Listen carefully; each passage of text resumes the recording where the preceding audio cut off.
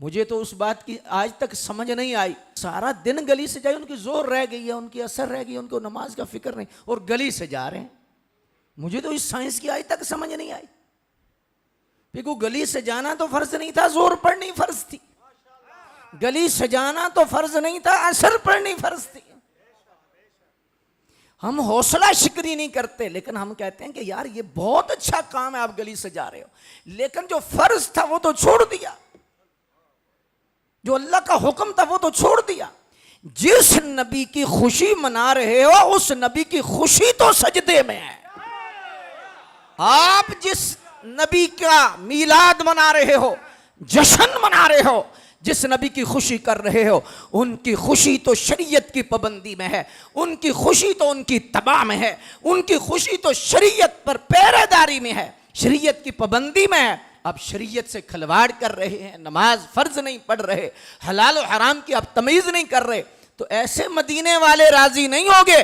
مدینے والے تب راضی ہوں گے جب تن پہ بھی حضور کی شریعت کا پیرا ہو، من میں بھی حضور کی شریعت کا پیرا ہو۔ میں کتنی مرتبہ عرض کر چکا ہوں کہ یہ گلیاں سجانا، بازار سجانا، یہ جو جتنا جشن ہے، خوشی ہے، یہ حضور کی تعظیم کے لیے ہے، توقیر کے لیے ہے۔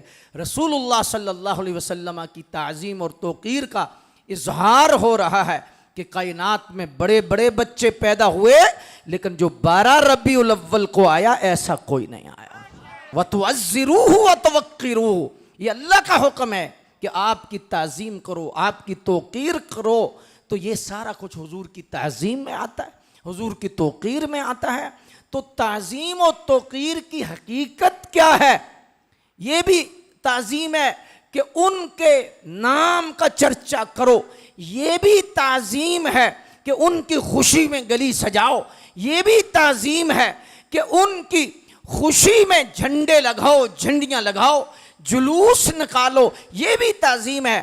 لیکن یہ اصل تعظیم ہے، ان کی بات مانو، ان کے حکم کی تابع داری کرو، ان کی بات کو تسلیم کرو، اور جو ان کا حکم ہے ان پہ جان دے دو کہ میرے نبی کا فرمان ہے، میرے نبی کا حکم ہے۔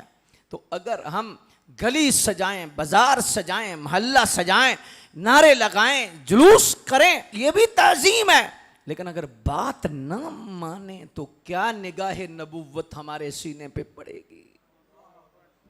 حضور کی شفقت کے ہم حقدار ہیں، رسول اللہ صلی اللہ علیہ وسلم کی شفقت ہمارا مقدر نہیں بنے گی جب تک ہم ان کی اتباع نہیں کریں گے، ان کی اطاعت نہیں کریں گے، ان کی فرمانبرداری نہیں کریں گے۔